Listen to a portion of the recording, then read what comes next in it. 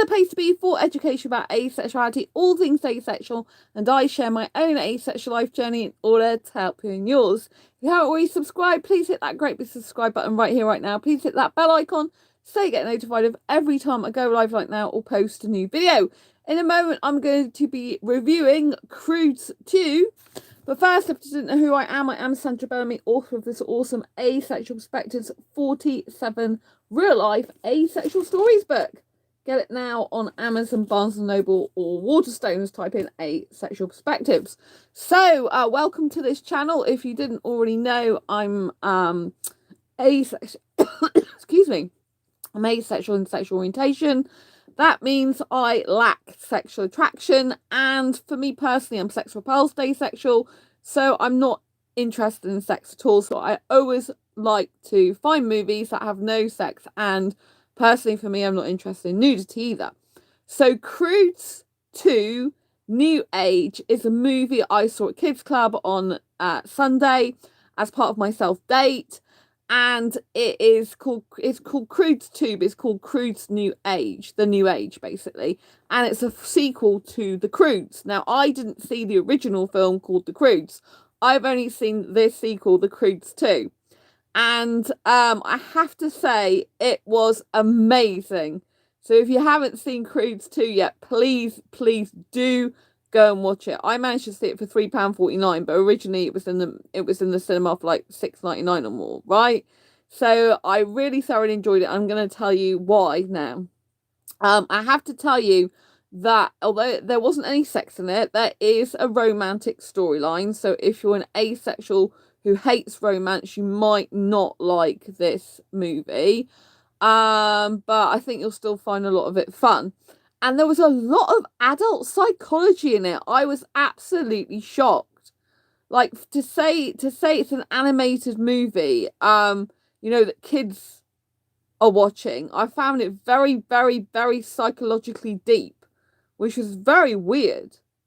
Very weird. So anyway, the CROODS, basically, in the beginning of the CROODS 2 movie, you see this person called Guy as a little boy, and he loses his parents, who are like basically stuck in this marsh or clay or something. They're basically they got stuck in the mud, in effect. And basically that's the young boy's called Guy, and his parents basically die because they get stuck, or that's what you think in the beginning of the movie, right? And then eventually, as he's growing older, he comes to meet this family called the CROODS, and he joins them. And the CROODS basically live like cave people, and they are in the wilderness fighting the dangers of the wilderness and all these animals and stuff.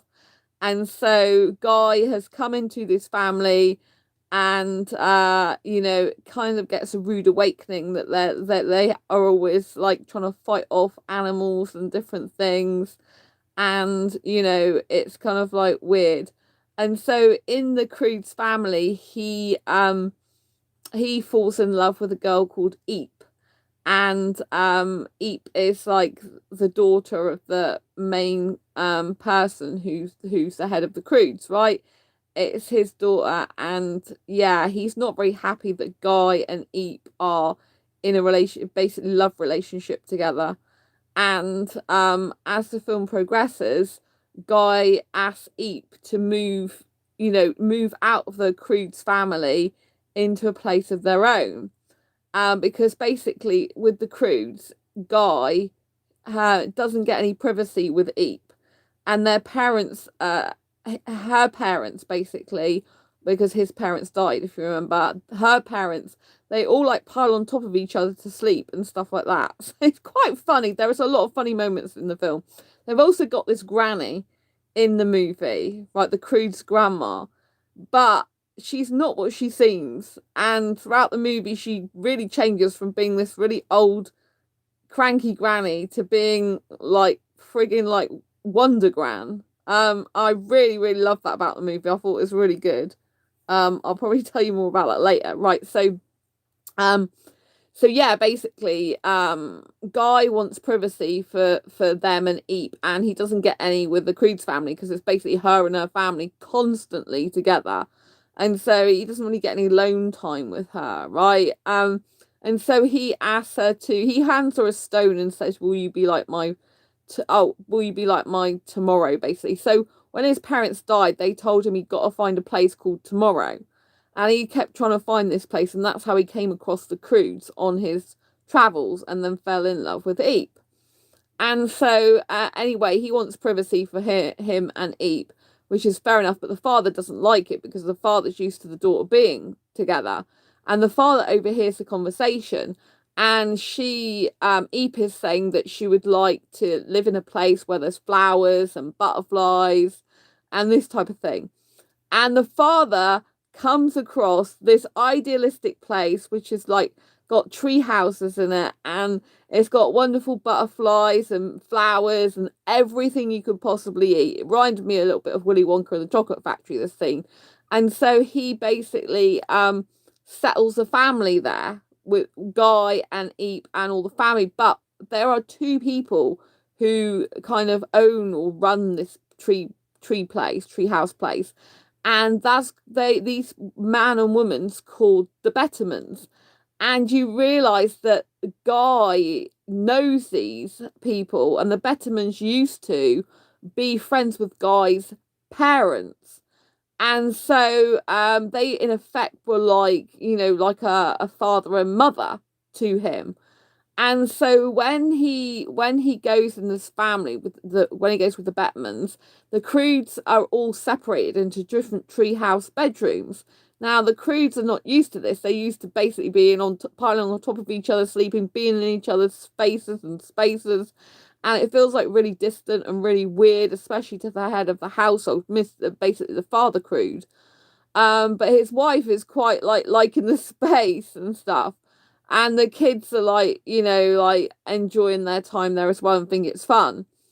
But what happens is you find the Bettermans are a bit twisted, and they want Guy to actually be with their daughter.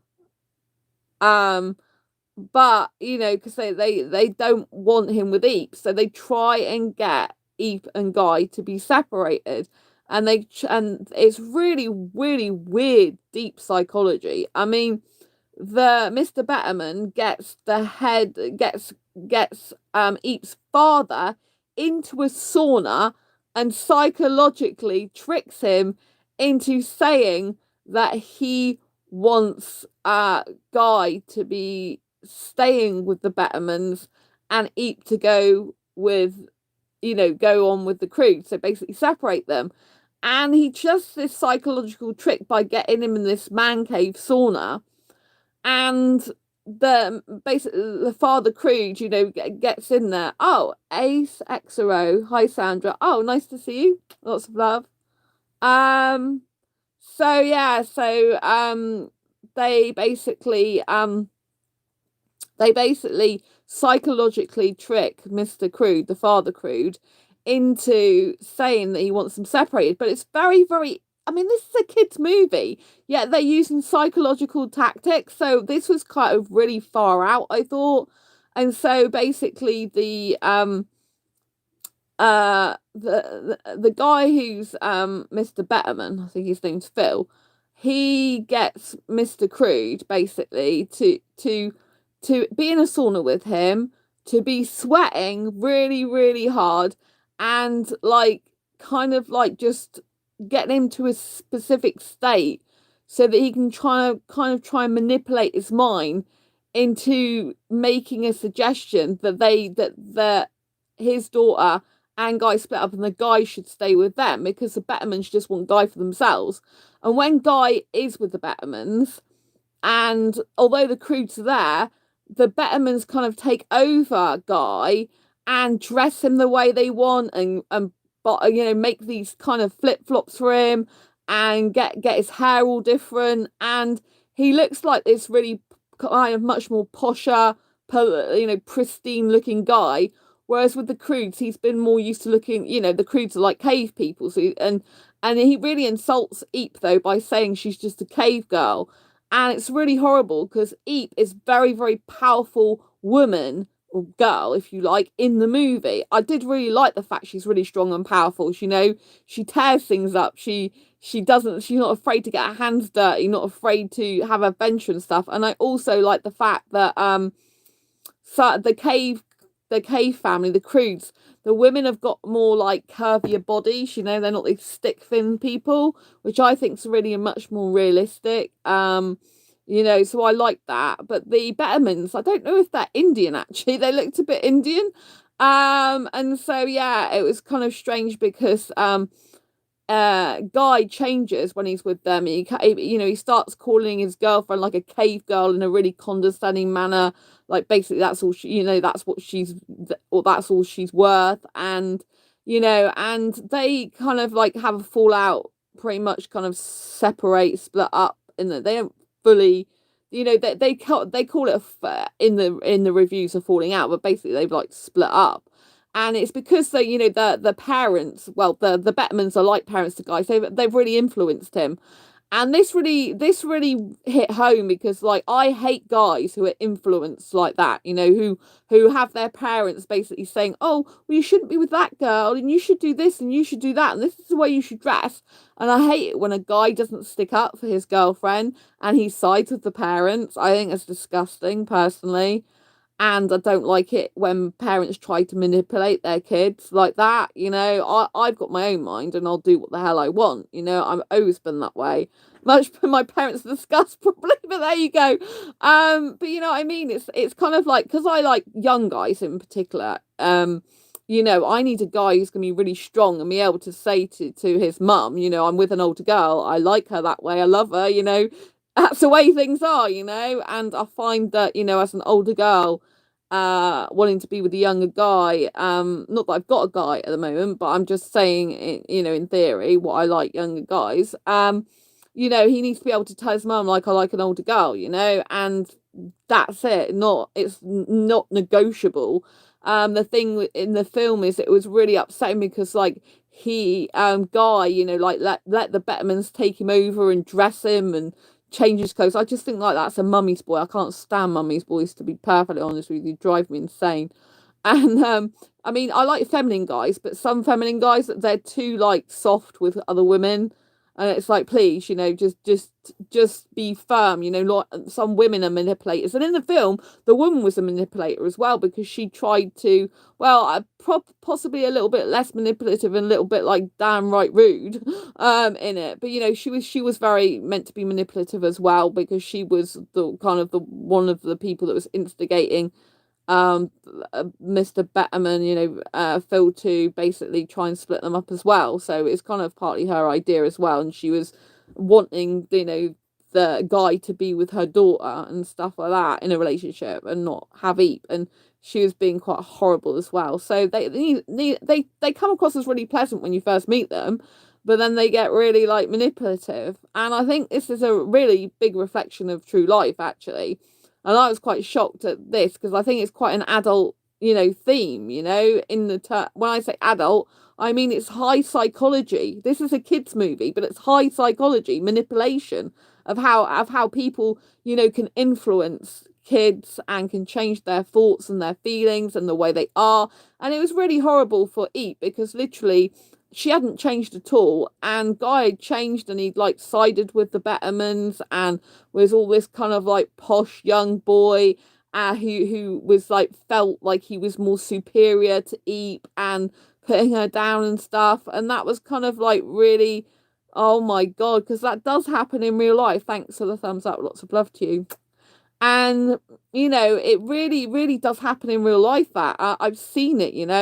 And personally, for me, I hate that type of thing. I hate it when a guy can't, he has to have his mummy telling him what to do, what to wear, where to go, what girls to be with or not be with. And if she doesn't approve, he can't be with them. And I'm like, oh, for God's sake. And I've actually met guys from the past like that on Facebook dating who are literally still with the parents. And well, obviously they're foreign. So some foreign guys live with their parents like for a long, long time, or forever.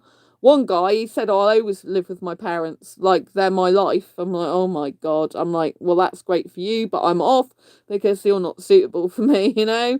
I mean, I need a guy who's independent and strong from his parents, you know what I mean? And makes his own decisions, not someone who has to be told what to do, what to wear, where to go, who to see. Do you know what I mean? That's just kind of crazy to me.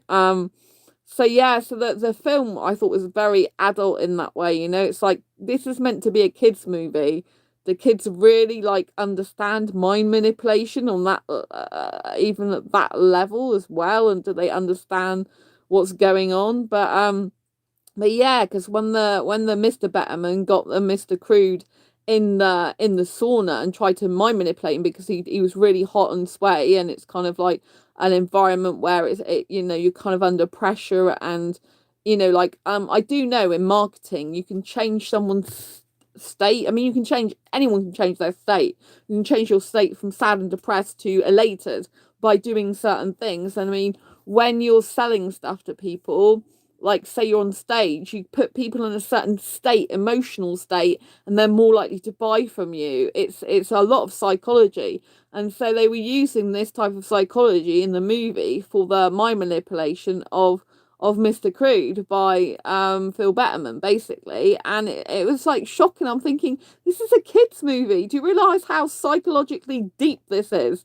This is like adult stuff, not really for kids, I thought, you know what I mean? Because it was the way it was done as well. I'm like, it's not just like he had a helmet on and it's mind control. It's like he took him to a specific sauna, which could happen in real life. So in that way, it's really realistic. And, you know, and it's like, and the way he used the questioning and stuff, I was just kind of dumbfounded. I'm like, my God, this is really deep. And anyway, so the guy, the you know, the guy called Guy, who was meant to be in a relationship with Eep, he really changed, very condescending towards Eep. You know, she really cared about him, and you know, he treated her horribly, to be quite honest with you. And anyway, it ends up that they've got one rule, like Mr. Betterman you know, has got one rule, and it's not to eat the bananas. And Mr. Crude, he eats the bananas in the end with his wife, because Mrs.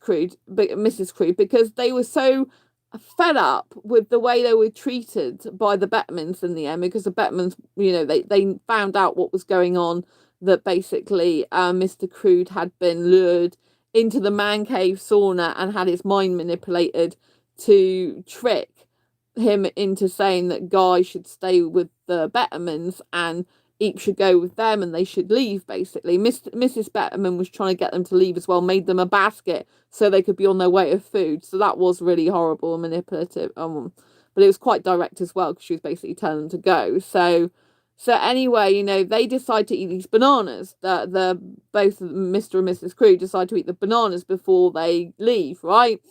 And what happens then is Mr. Betterman has always said, so the Crews go to leave, but Mr. Betterman's always said don't eat the bananas. And Mr. and Miss Betterman find out that they've ate the bananas. And Mr. Crew's like, I don't understand, you know, the Father Crew's like, I don't understand what the problem is with the bananas. And Phil Betterman was like, but it was to feed the monster behind the wall. Because with the Bettermans, they have these treetop houses in this idealistic setting with a waterfall and beautiful flowers and foods and stuff. But the problem is they have a great big wall to keep them safe, but it actually prevents them from going out. So their daughter at one point, who they wanted Guy to be with, goes off with Eep, and they go on this adventure by jumping over the wall with one of the animals. They go on this adventure together, and she injures her. She gets like a sting, and her hand swells up. So that's another part of the storyline. This happened earlier, before the Croods find out what was going on with you know, them trying to get Phil Betterman trying to get Mr. Crude to basically say they should be Guy and Eep should split up. So anyway, just before they go, they eat the bananas, and Mr. Betterman's like, why, you know, like, the reason we were keeping those bananas is because of the monster behind the wall. And you find out when they smash through the wall, you find out there's like these spider monkeys loads and loads. First of all, it looks like a cute little one spider monkey, and Mr. Croods like, well, it's just one monkey, ha ha ha. That's really funny. You're literally frightened over that. And then all these monkeys come out. Spider monkeys come out, and there's literally loads and loads of them. And what happens is they get they Phil Betterman and Mr. Crude and Guy himself all end up being transported to this cave where these spider monkeys are actually kind of being held hostage by this really mega beast, if you like. And so this, they got to sacrifice Phil Betterman, Guy, and Mr. Crude to this monster. And so they dress them in bananas and they're going to kill them, basically. Well, they're going to sacrifice it to this big monster that's actually the one behind the banana eating. But what happened was Phil Betterman cut off their water supply because he diverted the waterfall to this idealistic setting, which cut off their water supply. So that's a major problem that you shouldn't have done. Anyway, they're all held captive, the three of them, and you know, it's hard to know how they're going to get out of this with like this big monster thing going to want to eat them, and they're all dressed up in banana suits in the end. And to cut a long story short, Mrs. Betterman ends up being in a cave with like these wolf-like creatures, and she's staved by Mrs. Crude and the Croods, and she realizes that she's been wrong and all along, and that the Croods are really nice people. And the granny, this is when the granny turns out to want to rescue the Guy and Mr. Crude and Mr. Betterman with the Thunder, is it Thunder Ladies? And anyway, the granny turns out to not be this old person who's really cranky. She turns out to be like this Wonder Gran, where she ends up stripping off, like her wig goes off and flies, and it's like a creature that goes and flies and sees where Phil Betterman, the Mr. Crude, and Guy are all being held captive. So a wig's really like this creature that flies, and it comes back and reports to her. And then the Thunder Ladies, I think it's called. She gets like Mrs. Betterman and the Croods together, and there's even a boy Crude, so they're not all women actually. And she strips off, and she's got like these little tin bikini bra on and little panties, like she's super gran and really fit, and it's really funny. And so she takes charge of the whole situation, and they go into battle, and they go in the spider monkey's den with this big monster thing, trying to save Phil Betterman, Mr. Crude, and Guy from this monster-like creature that's about to eat them. And it's really funny. I mean, the Gran was so funny. I thought she was one of the best characters in the whole of the movie. Really, really hilarious. I didn't expect her to go from like a cranky old Gran that didn't seem to be quite with it to this super Gran that seemed really fit and muscly and toned and like, you know, like in charge of the whole pack in the end. I thought it was of Croods and with Mrs. Betterman. I just thought it was amazing. I really, really love that part of the movie.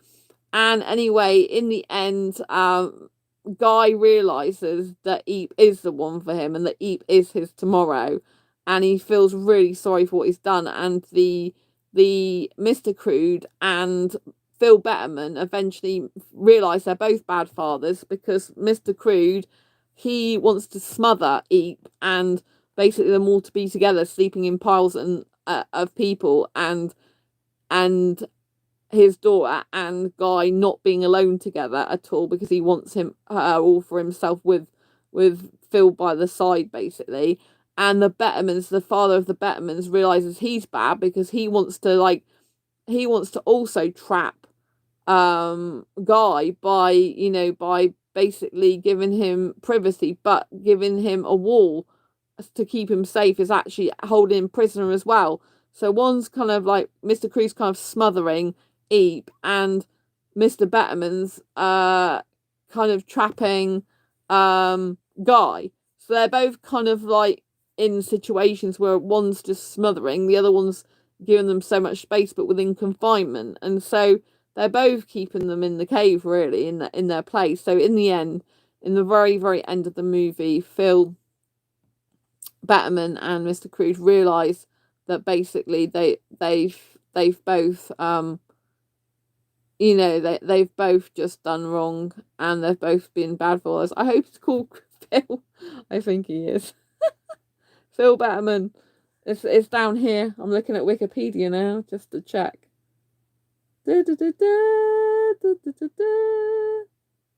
Eep and Guy, I've already spoke about that, the CROODS. But yeah, the Bettermans. I've said that as well. That's okay. I'm doing good. I'm doing good. Phil's, yeah, there we go, Phil. I was right. And so yeah, so in the end, Guy realizes that Eep is for him, and he's really sorry that he called her like a cave girl, and he realizes that he does want to be with Eep.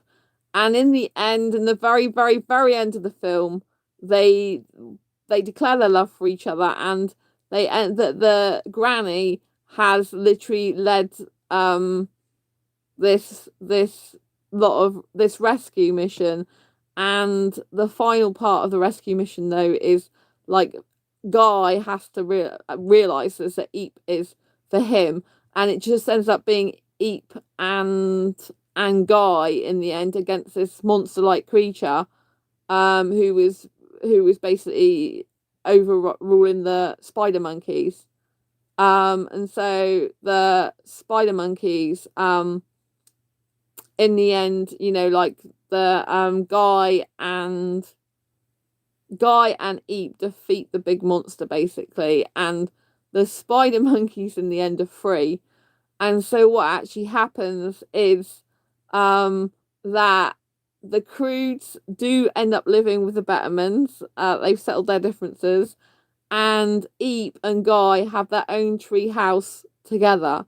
So they're not separate, and they have their own privacy, but together. So Mr. CROOD kind of loses his daughter to just go across the tree top to its own tree house with Eep. And did I say that right? So the Mr. Betterman, Phil, loses Guy's living with, in his own room, and going to live with Eep. And Mr. CROOD loses his daughter just to Guy, but he doesn't see it as loss anymore, because basically they're just moving across the tree top. So the CROODS are living with the Bettermans in the end, but Eep and Guy have got their own treetop room together.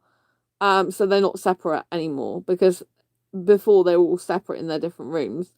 And the spider monkeys that are now free from the monster, they come and live next door as their neighbours. So it's quite a funny ending, really, where they're all together apart from the monster-like creature. So it's really funny, because don't forget, at one point these spider monkeys were after them and trying to like be vicious and stuff. So I thought it was a great movie. I really enjoyed it. There was a lot of action. I thought the love story was very deep and adult. I got a bit upset, to be honest. I don't like it when guys can't think for themselves and have to have their parents tell them what to do all the time, and literally change themselves, their clothing, their attitude. So basically he didn't know who Guy was anymore. It's like, well, I've been been with you, and now I don't even know who you are. You're just like a complete different person. I know people in real life who actually do that, but they don't change back again. They don't decide, oh right, this is wrong, I don't need to be told what to do by my parents. They just stay changed by their parents, told what to do. And if you're in a relationship with someone like that, you can't stay in a relationship with someone like that, because they can't think for themselves and they're not an adult. And so it's very heartbreaking, And so like I was like, oh, this is so sad. Please don't write this in the script. But obviously they did. But in the end, he did realise his parents realised the mistake, and he realised the mistake. But I think it would have been a little bit better if he'd have realised the mistake on his own categorically. I think he did in the end, to a certain extent, realise it on his own. But I think, like, if the Bettermans had still been, like, not not friendly with the CROODS. I think he would have possibly, well, he was going to stay there with the Bettmans and just let Eep go out of his life. I thought that was really sad.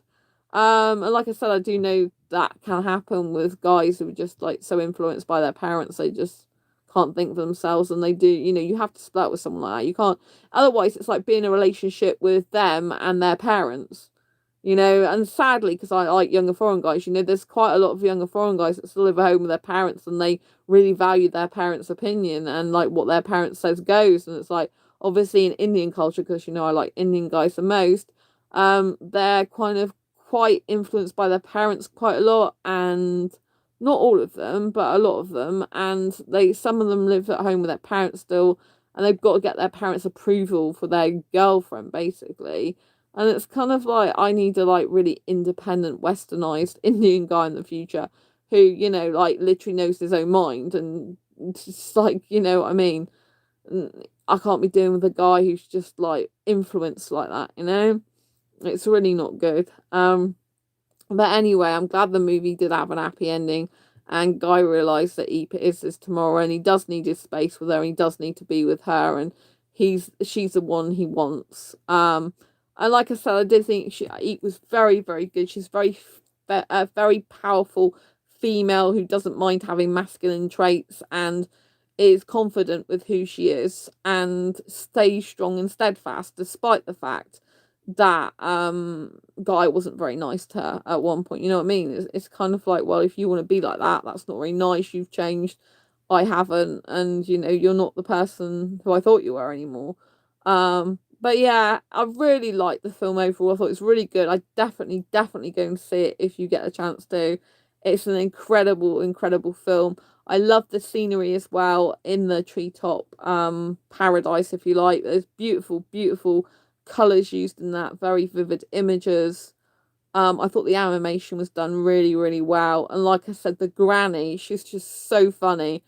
And I couldn't believe how she transformed throughout the movie. You think she's really old, kind of like losing her mind a bit, maybe a bit forgetful, to being really like crystal clear on what needs to be done, and taking charge of the whole kind of clan, and really going out there and fighting the baddie, if you know what I mean, and on a rescue mission. And I thought it was just amazing. So I really recommend seeing CROODS 2. Like I said, I saw it on my self-date Sunday. Highly recommend self-dating as well. Really good for the soul. I've done a video on that before. Go and check that one out. The Nando's self-date is really good. And yeah, please do check it out. And yeah, don't forget, if you're new here, please subscribe to this channel, and don't forget to click the bell icon to get notified of every time I go live. Like now, I'll post a new video. I love finding movies to watch that have got no sex in them. Personally, I'm sex repulsed, and as a sex repulsed asexual, it can be, well, it seems to be really difficult to be able to find, you know, films with no sex in, but I tend to find a lot of them. I kind of zoom in on them, and I watch lots of them. So if you haven't already checked out the No Sex Movie Review playlist, please go and do that. There's tons more other films that have got no sex in them that you can watch to your heart's content without worrying about all that stuff that goes on in there if you're sex repulsed like me. Anyway, I'm going to love you even for now. Please share this video if you think someone might want to watch this movie.